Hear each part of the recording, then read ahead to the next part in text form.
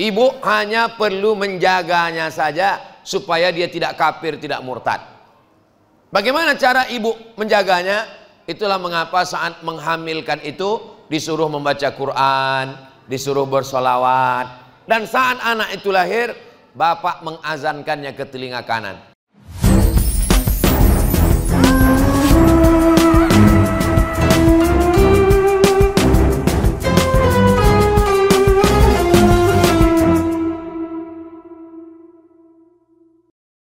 Bismillahirrahmanirrahim. Assalamualaikum warahmatullahi wabarakatuh.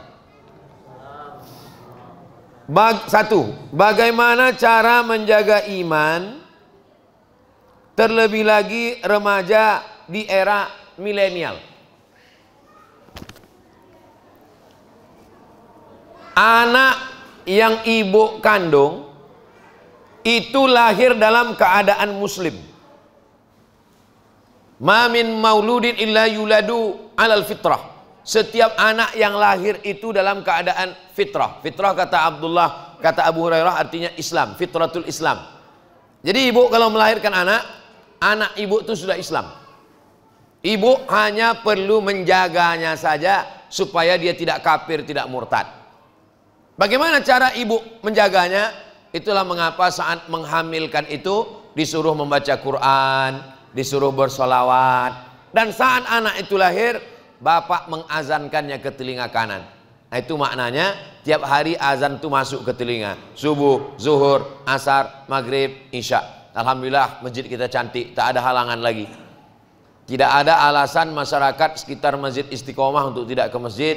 Masjidnya bagus, pakai keramik, kamar mandi, toilet bagus, air ada, pakai AC pula. Nah, jadi tidak ada alasan. Jadi syarat istiqomah yang pertama adalah bagaimana suara azan itu masuk ke dalam telinga 5 kali sehari dan disambut seruan azan itu. Ini cara menjaga iman. Jangan pernah sendirian, mesti berjamaah. Subuh berjamaah, zuhur berjamaah, maghrib berjamaah, isya berjamaah. Karena kalau berjamaah insya Allah dijaga Allah subhanahu wa ta'ala. Kalau sudah berjamaah insya Allah kita istiqomah. Kalau sudah istiqomah insya Allah husnul khatimah. Itu sepaket yang 4 itu. Pertama hijrah, yang kedua jamaah, yang ketiga istiqomah, yang keempat husnul khatimah.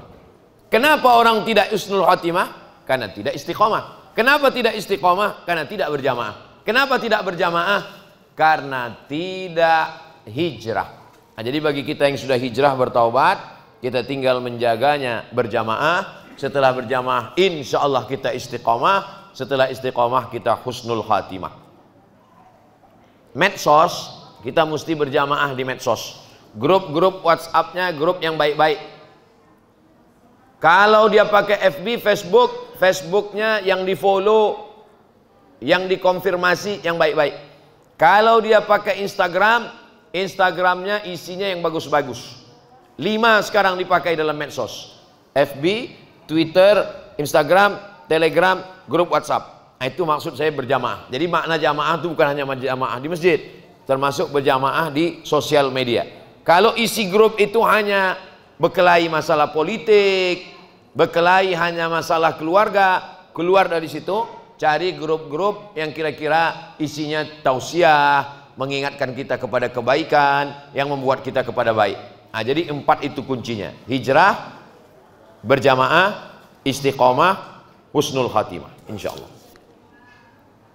2. Bagaimana cara supaya masjid kami ini ramai, datang orang untuk sholat. Terlebih lagi saya sebagai remaja terkadang sudah melihat masjid kosong ketika masuk waktu sholat.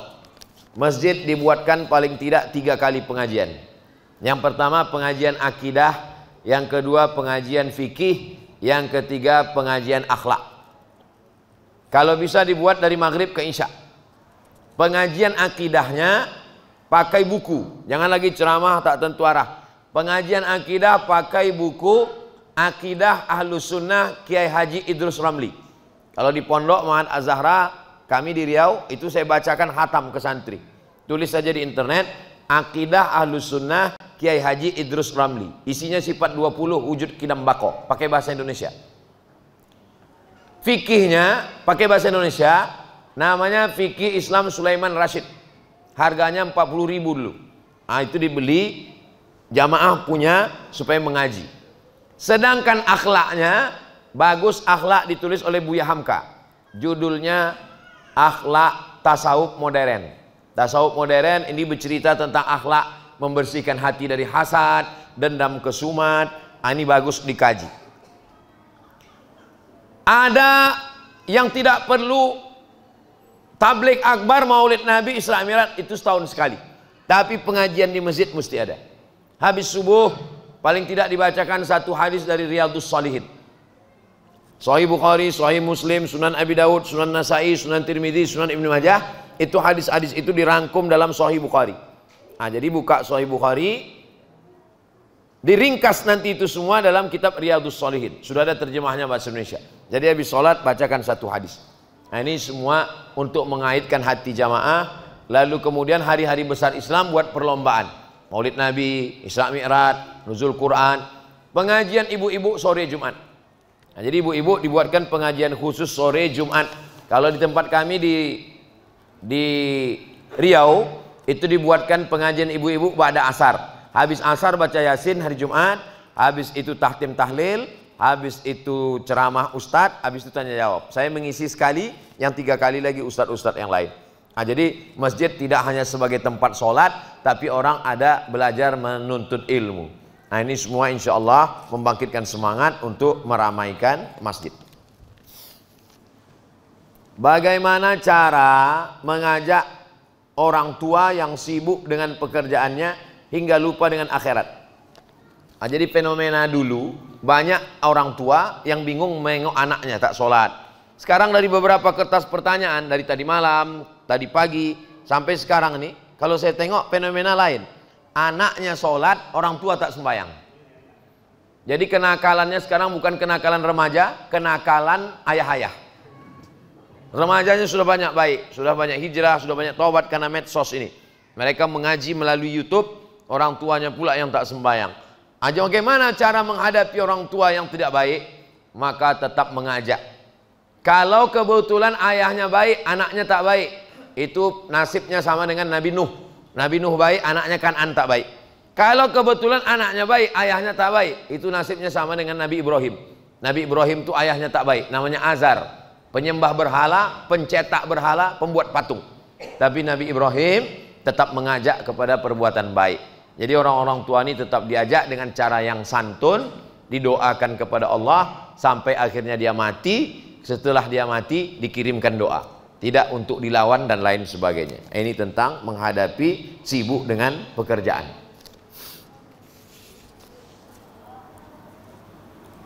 Bagaimana cara menghapus dendam yang sudah lama?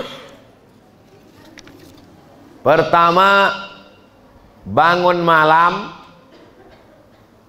sholat hajat 2 rakaat, hajatnya menghilangkan penyakit dendam dari dalam hati. Usolli sunnatal hajat rakaataini lillahi ta'ala. Tak usah disebutkan. Hajatnya supaya hilang dendam dalam hati, supaya kita tak ada menaruh dendam. Karena penyakit hati itu yang bisa menghilangkannya hanya Allah Subhanahu wa taala. Innama amruhu idza arada syai'an ayaqula lahu kun fayakun. Yang kedua, sibukkan hati kita, pikiran kita ini dengan agama, sehingga kita tak sibuk memikirkan orang. Ustadz, apa yang Ustadz pikirkan sekarang? Yang saya pikirkan cemana pembagian sembako tetap berjalan, cemana gaji guru, cemana beasiswa mahasiswa yang menghafal Quran gratis. Jadi kalau pikiran saya ini sibuk memikirkan itu, tak sempat saya mikirkan orang.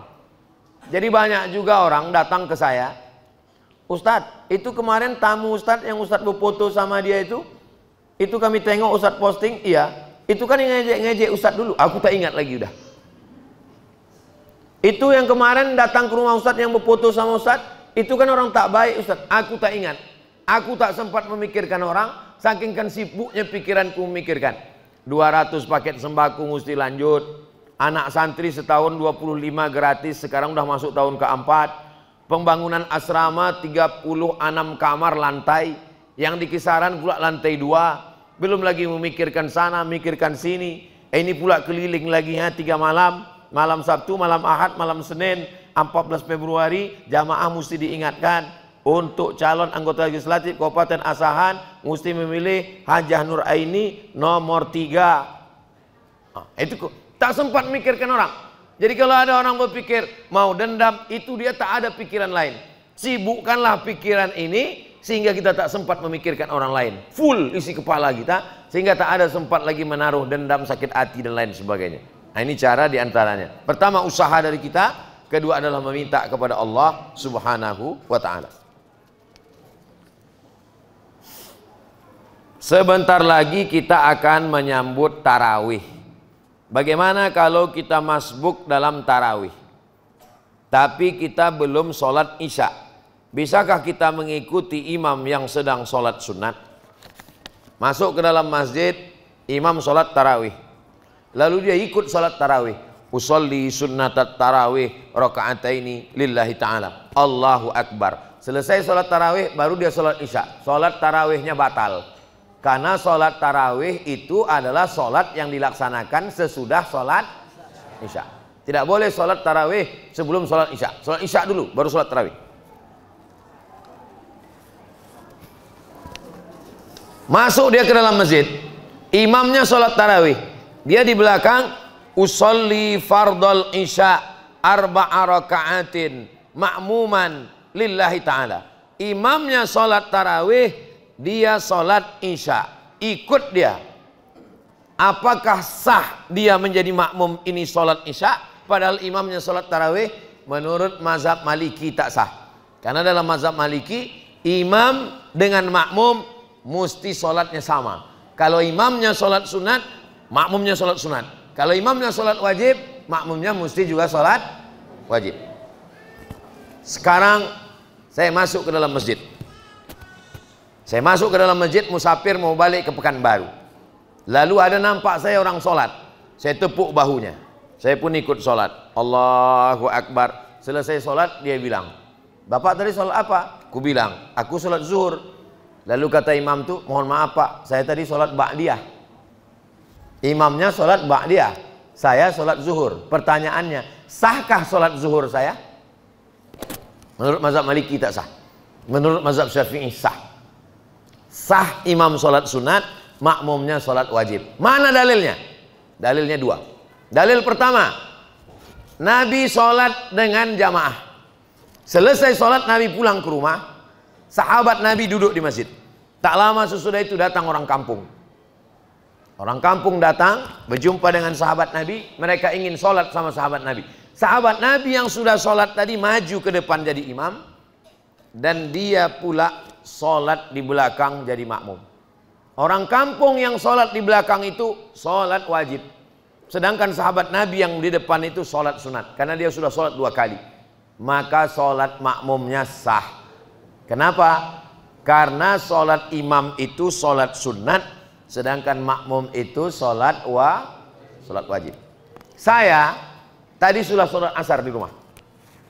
Saya sudah sholat asar. Cemana Ustaz sholat asar? Ustaz kan datang kemari baru azan asar. Saya musafir. Saya jamak takdim. Tadi saya sholat zuhur, habis itu saya sholat asar. Kalau gitu saya sudah sholat asar. Sudah. Lalu saya maju tadi sholat asar. Sholat asar saya yang maju tadi itu bukan wajib, sunat. Karena itu sholat yang kedua. Sedangkan makmum ini sholat wajib. Imamnya sholat sunat, makmumnya sholat sah apa tak sah? Kalau tak sah, ulang balik lah ini semua.